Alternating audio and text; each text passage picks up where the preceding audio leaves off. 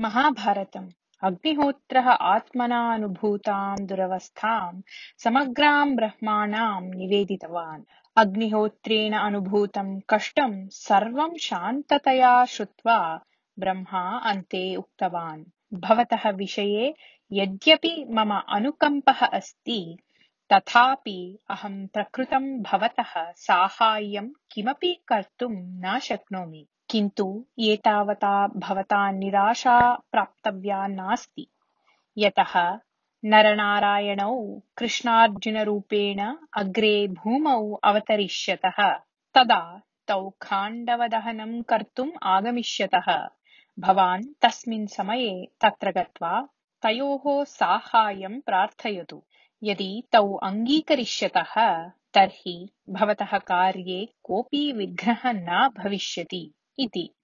ब्रह्मणः वचनस्य अनुगुणम् अग्निहोत्रः कृष्णार्जुनयोः साहाय्यं प्राप्तुम् आगतवान् आसीत्। अग्निहोत्रस्य वचनं श्रुत्वा अर्जुनः उक्तवान्, पश्यतु अग्निहोत्र, आवाभ्यां भवतः साहाय्यं करणीयं चेत् इन्द्रादिदेवताः निग्रहणीयाः। तदा अस्त्रादीनाम् आवश्यकता भवति एव खलु? किन्तु इदानीं मम समीपे कृष्णस्य समीपे वा धनुः, अस्त्राणि, रथाः वा न सन्ति। अतः यदि भवान् मह्यम् उत्तमं धनुः, उत्तमं रथं, श्रीकृष्णाय आवश्यकानि आयुधानि च सज्जीकरोति, तर्हि आवां भवतः इष्टं पूरयिष्यावः इति। एतत् श्रुत्वा अग्निहोत्रः वरुणं स्मृतवान्। वरुणः तत्क्षणे एव तत्र प्रत्यक्षः जातः। तं प्रार्थितवान् अग्निहोत्रः, वरुणदेव, चन्द्रेण दत्तं गाण्डीवनामकं धनुः, अक्षयतूणीरं, कपिध्वजयुक्तं रथं, चक्रायुधं च भवतः समीपे सन्ति खलु? तानि इदानीं मह्यम् आवश्यकानि, अतः तानि ददातु कृपया इति।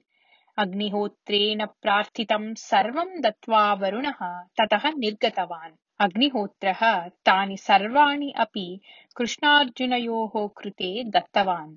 चक्रं कृष्णः स्वीकृतवान्, गाण्डीवम् अक्षयतूणीरं च अर्जुनः स्वीकृतवान्। एतानि आयुधानि न सामान्यानि। गाण्डीवधनुः लक्ष्यायुधशक्तिम् अपि अतिशेते स्म। कपिध्वजयुक्तं रथम् अक्षयतूणीरं च पूर्वं विश्वकर्मा निर्मितवान् आसीत्। तयोः उपयोगः देवासुरयोः युद्धसमये स्वीकृतः आसीत्। कृष्णेन स्वीकृतं चक्रायुधं शत्रून् संहृत्य पुनः सस्वामिसमीपं स्वयम् एव आगच्छति स्म। वरुणः अन्तर्धानात् पूर्वं कृष्णाय कामोदकीनामकां गदाम् अपि दत्तवान् आसीत्। सन्तुष्टौ कृष्णार्जुनौ आयुधानि स्वीकृत्य अग्निहोत्रम् उक्तवान्, अग्निहोत्र, भवान् खाण्डववनस्य दहनस्य आरम्भं करोतु। इतः परम् इन्द्रः अपि भवतः कार्ये विघ्नः कर्तुं न शक्ष्यति इति। अतीव सन्तुष्टः अग्निहोत्रः महता उत्साहेन खाण्डववनं प्रविष्टवान्, दहनम् आरब्धवान् च। वने विद्यमानानां महावृक्षाणाम्, ओषधीनां, वनस्पतीनां च दहनं तेन कृतम्। दावानलस्य तापम् असहमानाः अनन्यगतिकाः प्राणिनः वनात् बहिः आगन्तुम् उद्युक्ताः। तदा कृष्णार्जुनौ तान् तत्रैव अवरुध्य अग्नये आहुतीकृतवन्तौ। उड्डीय गन्तुं समर्थाः पक्षिणः अपि तापवशात् पुनः अग्नौ पतित्वा मृताः। प्रलयकालीनः अग्निः इव अग्निहोत्रः खाण्डववनं समग्रं दग्धवान्। एतत् दृष्ट्वा भीताः देवाः इन्द्रस्य समीपं गत्वा, प्रभो, समग्रं विश्वम् एव भस्मीभवत् अस्ति, कृपया अस्मान् रक्षतु इति निवेदितवन्तः। तदा इन्द्रः खाण्डववनस्य उपरि महता प्रमाणेन वृष्टिं कर्तुं मेघान् आदिष्टवान्। एतदनुगुणं मेघाः वर्षणं कृतवन्तः। महता प्रमाणेन वृष्टिः पतिता चेत् अपि अग्नेः औष्णयस्य कारणात् सा बाष्पमयताम् आप्नोत्। अग्निं निग्रहीतुम् अशक्तः इन्द्रः नितरां क्रुद्धः सन् इतोपि भयङ्कररूपेण वृष्टिः कुर्वन्तु इति मेघान् आदिष्टवान्। किन्तु अर्जुनः महान् पराक्रमशाली। सः स्वस्य पराक्रमेण वृष्टेः एकः बिन्दुः अपि यथा न पतेत् तथा काण्डववनस्य उपरि बाणानां वितानम् एव निर्मितवान्। अतः खाण्डववनस्य दाहे अग्निना अल्पः अपि क्लेशः न अनुभूतः।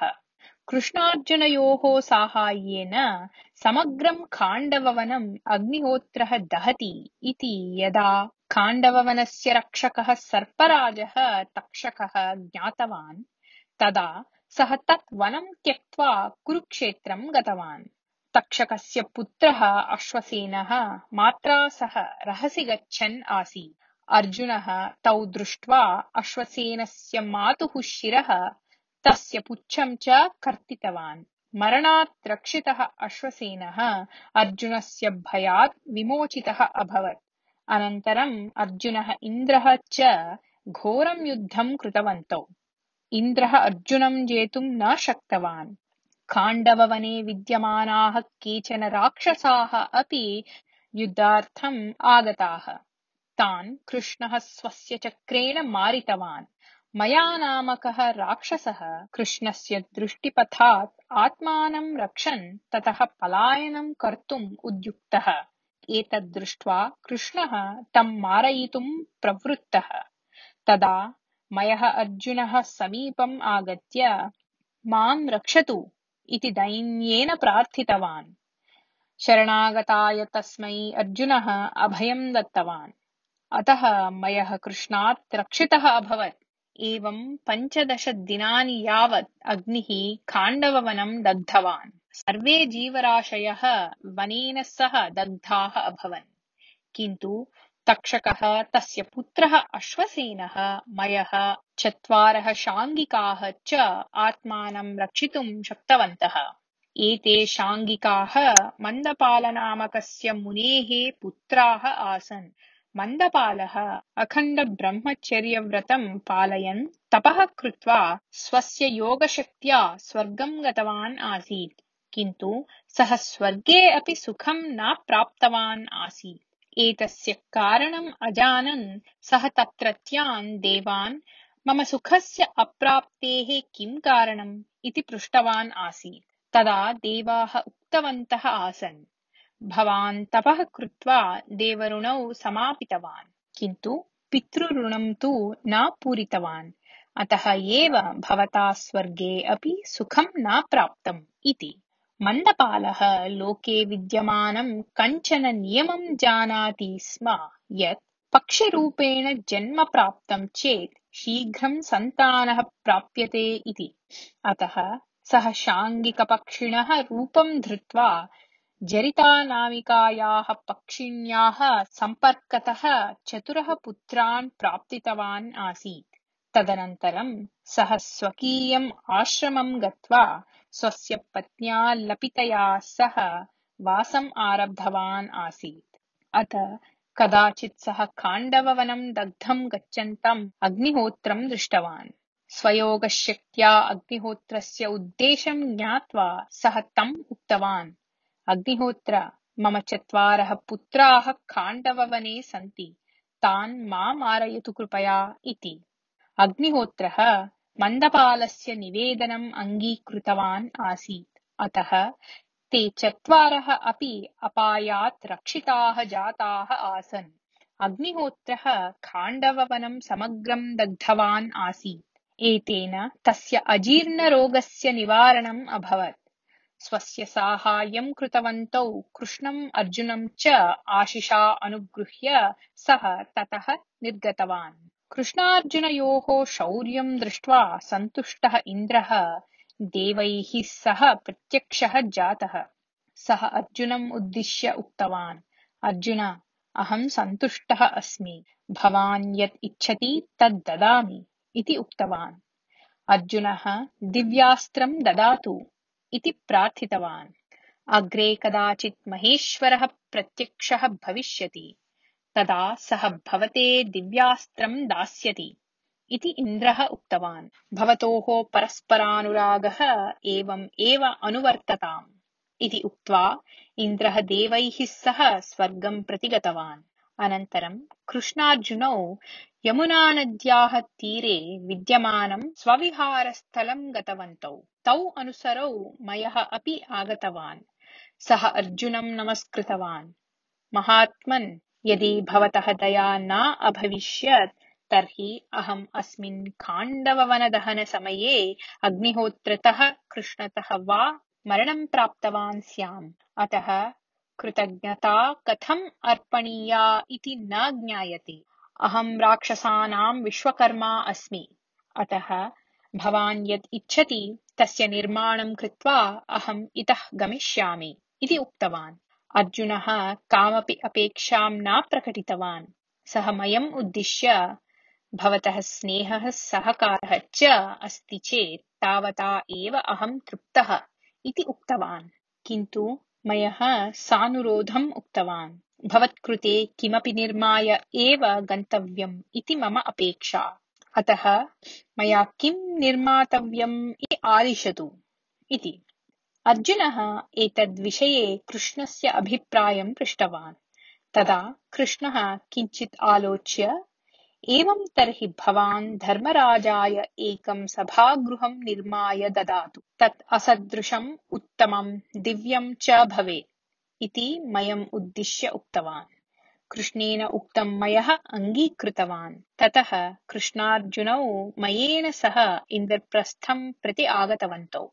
धर्मराजसमीपं गत्वा खाण्डववनदहनस्य विचारम्, अग्नितः अर्जुनेन कृतं मयस्य रक्षणं, प्रत्युपकारार्थं मयेन कृतं सभागृहनिर्माणप्रतिज्ञां च निवेदितवन्तौ च। एतत् सर्वं श्रुत्वा धर्मराजः सन्तोषं प्रकटितवान्। ततः शुभे दिने प्रातःकाले मयः मङ्गलस्नानं कृत्वा दीनदुर्गतेभ्यः यथोचितं वस्त्रधनादिकं दत्त्वा कस्मिंश्चित् समतलप्रदेशे भव्यं सभागृहं निर्मातुम् उद्युक्तः अभवत्।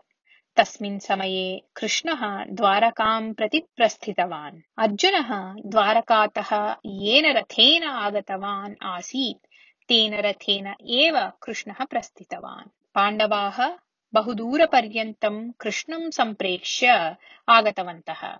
मासाभ्यन्तरे एव मयः सभागृहनिर्माणकार्यं समापितवान्।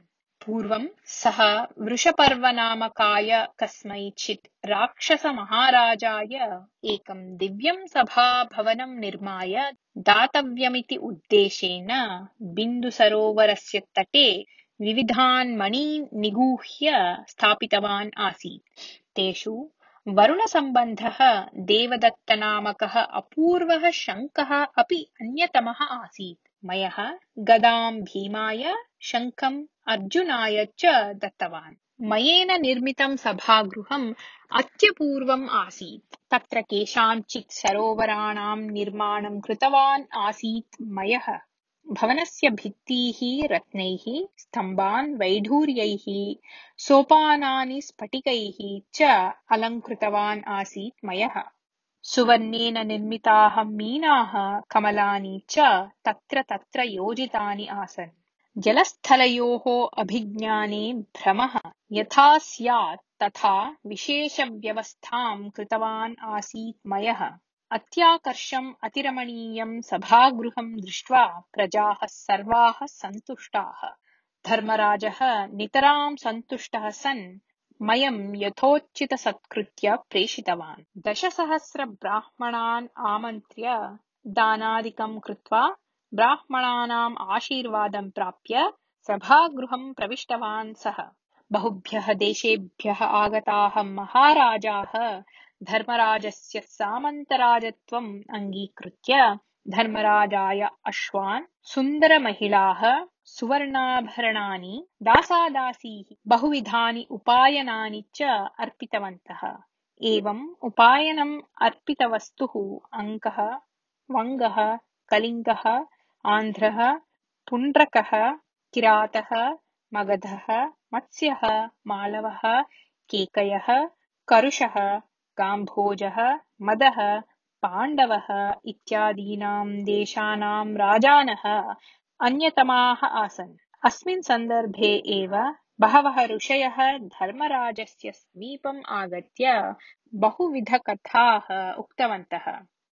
तस्मिन् समये नारदः पारिजातरैवतादिशिष्यैः सह धर्मराजस्य सभाम् आगतवान्। धर्मराजः श्रद्धया भक्त्या च अर्घ्यं पाद्यम् आसनं मधुपर्कं च दत्त्वा तं नमस्कृतवान्। अनन्तरं नारदमुनिः महाराजेन कानि कानि कार्याणि करणीयानि इति विस्तरेण उक्तवान्। दिक्पालकानां सभाः अपि वर्णितवान्। राजसूययागस्य माहात्म्यं वर्णयित्वा हरिश्चन्द्रादयः महाराजाः राजसूययागस्य कारणतः एव इदानीं स्वर्गे सन्ति। अतः भवान् अपि एतं राजसूययागं कृत्वा स्वर्गं प्राप्तुं शक्नोति इति उक्तवान्। सः धर्मराजम् उद्दिश्य यदि राजसूययागः निर्विघ्नरूपेण समापनीयः तर्हि युद्धम् अपि अङ्गीकरणीयं भविष्यति। युद्धात् बहूनां जनानां मरणं भविष्यति। अतः यागस्य आरम्भात् पूर्वं पूर्वापरं लाभालाभं च यथोचितं निर्णयतु इति उक्त्वा धर्मराजस्य अनुज्ञां प्राप्य द्वारकां प्रति प्रस्थितवान्।